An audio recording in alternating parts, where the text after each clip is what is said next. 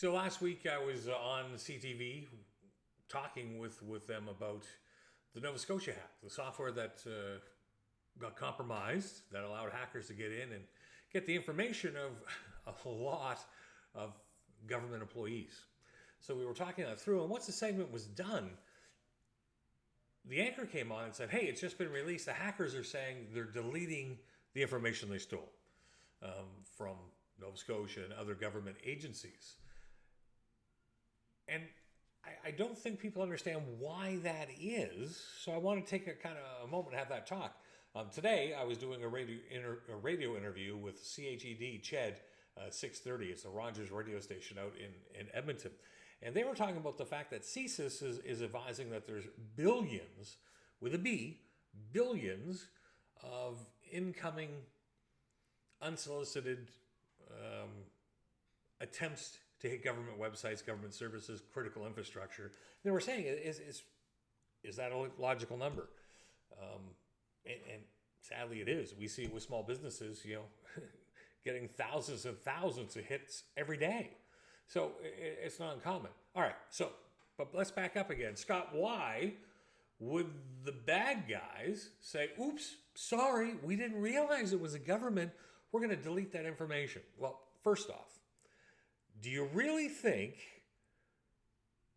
that cyber criminals that are bad enough to hack into software to steal data and then try to hold it for ransom to get paid, it's how they generate the revenue, that they're going to say, "Oops, province of Nova Scotia, we didn't realize it was you. We'll just delete the information"? Well, do you think they really did? Or do you think that was just a smokescreen to try to take some pressure off? And what do I mean by pressure? So if we go back just a couple of years when the Colonial Pipeline in the States was hit for ransom and they ended up paying multi-millions of dollars, it caused havoc in the Northeast, no gas. The American government deemed that an attack on critical infrastructure, and it brought to bear everything the American government had available, all the investigations, and it also triggered partnerships with other countries to help get to the bottom of it. And even Russia at that time assisted in having that hacking group go away. Now, did the hacking group really go away? No, they probably just renamed themselves something else and kept at it, but they stopped doing business that way. So why would these hackers that got into Nova Scotia now say we're deleting the data? Because they realized it was a government entity. And they turned out that, hey, many of these organizations that we've hit, there were a lot of government agencies. The percentage of hackers that actually get caught is really, really small. Depending on which survey you see, I saw Interpol at one time, we're talking about like 0.5% of all hackers that do bad things. Look at me hitting the microphone. Hackers actually are ever caught. And those that do get caught are usually because they've hit upon some large enough entity, Microsoft or Apple or Facebook, or they tick off somebody that has got the financial means to go after them. So if you've just suddenly ticked off a whole bunch of government agencies, well, guess who you've just ticked off? People that might have the pockets to go after them. Now, is the province of Nova Scotia going to go after them? Not necessarily, but they could certainly launch a complaint with CSIS or launch a complaint with the federal government and ask for assistance through them. And I don't know if everyone remembers, but when Ralph Goodale was our minister overseeing cybersecurity and those things, so we're talking a few years ago, there was a change in policy that they took the gloves off. If Canada was attacked, CSIS was allowed to counterattack or to thwart the attack, whatever it took. The gloves were off. No more pussyfooting around. If you attack us, we're going to come back after you. Well, the Americans have been doing that forever.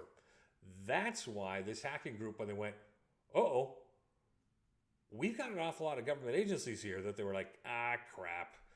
Now we may have poken the bear on this. So they put out that statement. Hey, we're going to delete all that information. Did they? Highly doubt it. I suspect that information is still going to end up on the dark web. And the thing you got to know is if your information ever gets compromised through some website that gets hacked or some other software, you got to watch your credit reports. You got to take a look at that stuff to make sure nobody's using that information that's been stolen against you. So that's why they would announce, oh, we're going to delete the information. Not because they're going to, necessarily. I don't think they are.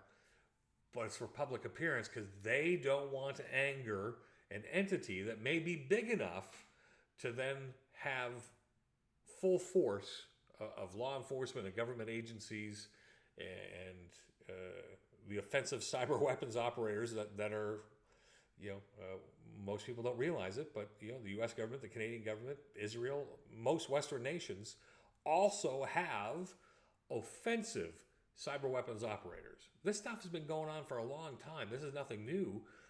This is why we're seeing such an increase in attacks that are emanating out of Russia or groups associated with Russia trying to punish countries that are assisting Ukraine.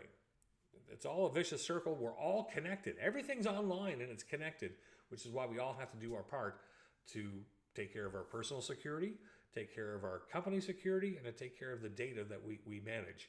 So the question is, did the hackers delete the information? Likely not. Why would the hackers say, hey, we're going to delete it? Because they wanted to put out the PR to try to soften the blow and like, oops, sorry about that. That's why. Now you know.